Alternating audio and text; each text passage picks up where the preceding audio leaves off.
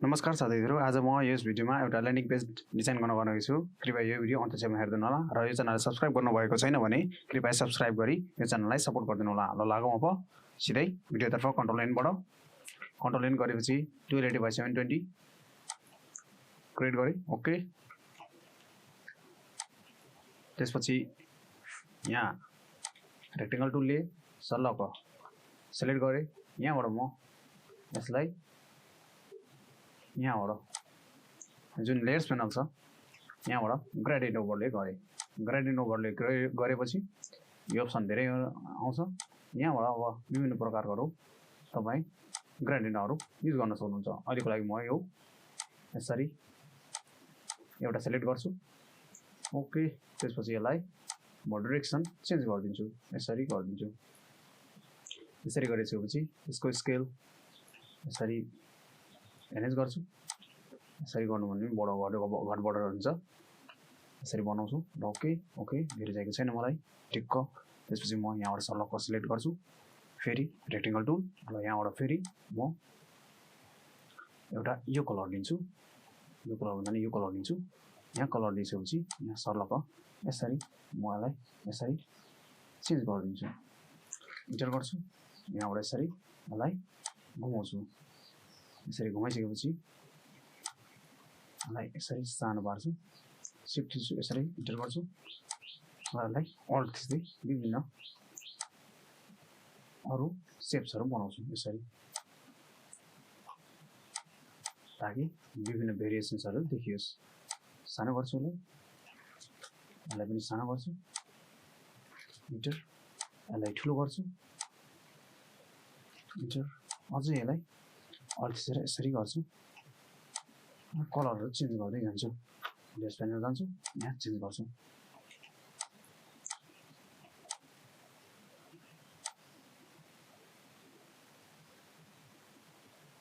Okay okay okay. यहाँ increase गरिदिन्छु। यसलाई इन्टर गरिदिन्छु। अलिक फोकस नजाओस्।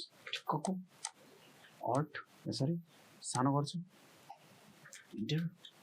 यसलाई यहाँ लेयर राख्छु। इन्टर। इन्टर। यहाँ यसलाई सानो यसरी गर्छु। फेरि यसलाई सानो गर्छु। इन्टर। अल्ट थिच्छु। यसरी यहाँ पनि कलरको भेरिएसन देखियोस्। यसरी म यहाँ क्रिएट गरिदिन्छु।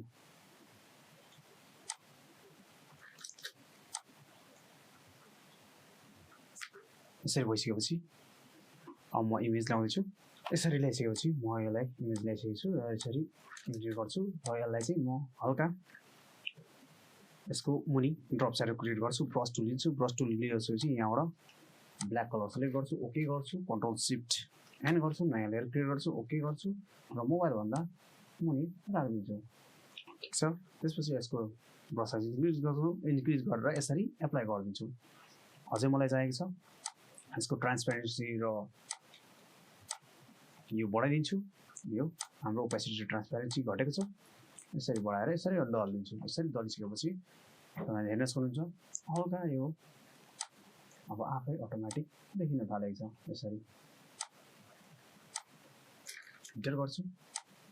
फोकस गइरहेछ। त्यसपछि यहाँ राइट क्लिक गर्छु। यहाँ पनि अब कन्ट्रोल जे गरेर गर्न सक्नुहुन्छ। यसको हल्का साइज बढाइदिन्छु। इन्टर र यसलाई फिल्टरमा गएर यसरी ब्लर गसियन ब्लर एप्लाई पनि गर्न सक्नुहुन्छ र ओके ओके पनि गर्न सक्नुहुन्छ। अब यसलाई right click convert to smart object पनि गर्न सक्नुहुन्छ। क्लिक गरेर यहाँबाट चेन्ज पनि गर्न सक्नुहुन्छ। यसरी यसको लागि इफेक्ट्स कलर ओभरले यसरी चेन्ज पनि गर्न सक्नुहुन्छ। ओके। कन्ट्रोल एस यो सेभ गरेपछि हाम्रो यहाँ सेभ हुन्छ। यसरी तपाईले चेन्ज गर्न सक्नुहुन्छ। अब यहाँबाट टेक्स्ट लेख्नुस् यसरी। ओके। रेडमी हामी फन्ट अलिकति चेन्ज गरौँ। अहिलेको लागि म गोथाम युज गर्दैछु। Gotham bold Redmi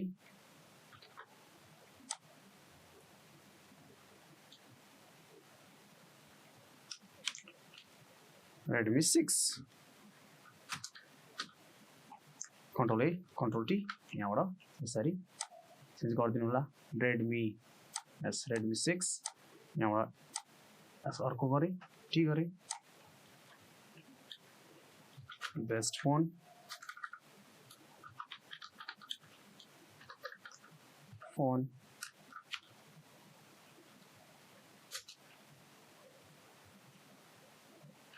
under 12,000 control ए यहाँबाट फोन साइज सानो अनि यहाँबाट चाहिँ यसको बुक अझै सानो इन्टर यसरी गर्न सक्नुहुन्छ अब यहाँ बटन क्रिएट गरौँ बटन क्रिएट गरिसकेपछि यहाँबाट अब म यहाँबाट कलर पिकरबाट लिनु होला यो कलर लिन्छु ओके गर्छु अब यहाँ अब लिइसकेपछि T थिच्छु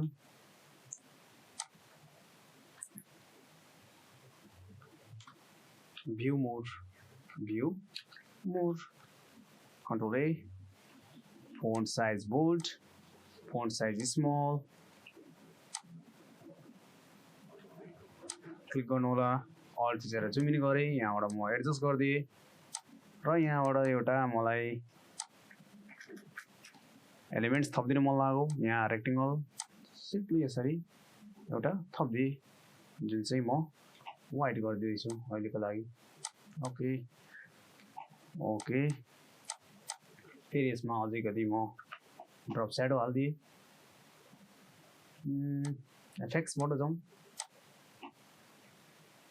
drop shadow now you can clearly see this त्यसपछि हामी यसमा काम गरौँला यसमा त ठिकै छ यो अहिले ओके भ्यू मोर धेरै यो मोटो देखिरहेछ यसलाई सिफ्ट थिचेर यसरी म सानो गरिदिन्छु यस त्यसपछि हेडिङहरू क्रिएट गरौँ होम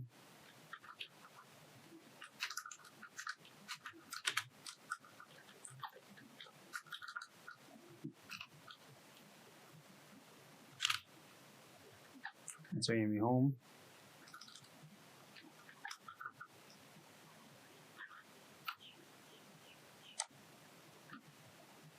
bold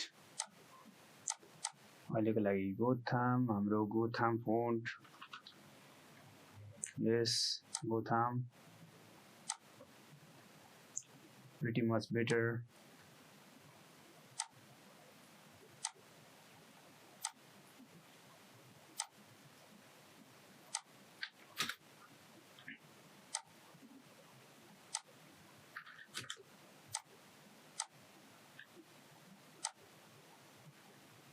यसरी विभिन्न बटनहरु क्रिएट गर्न सक्नुहुन्छ र यहाँ चेन्ज गरिदिन सक्नुहुन्छ control A contact us T our services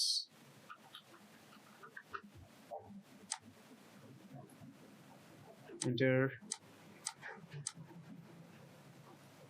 T control A view more अथवा सर्च भनेर एउटा बनाइदिउँ ठिक छ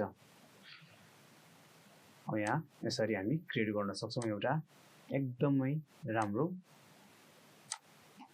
ल्यान्डिङ पेज जुन चाहिँ तपाईहरुलाई आफ्नो प्रोडक्ट अनि एडभर्टाइज गर्न एकदमै इम्पोर्टेन्ट रोल प्ले गर्छ अब यहाँ लोगो राख्दिनुस् लोगो कन्ट्रोल ए यो कलरमा दिउँ ओके बोल्ड भर्सन ठुलो गर्नुहोस् यहाँ राख्नुहोस् यहाँ यसरी राख्नुभयो भने you can see this control जे मुनिको लागि के गर्नुहोस् हल्का तल ल्याउनुहोस् र यसको कलर चेन्ज गरिदिनुहोस्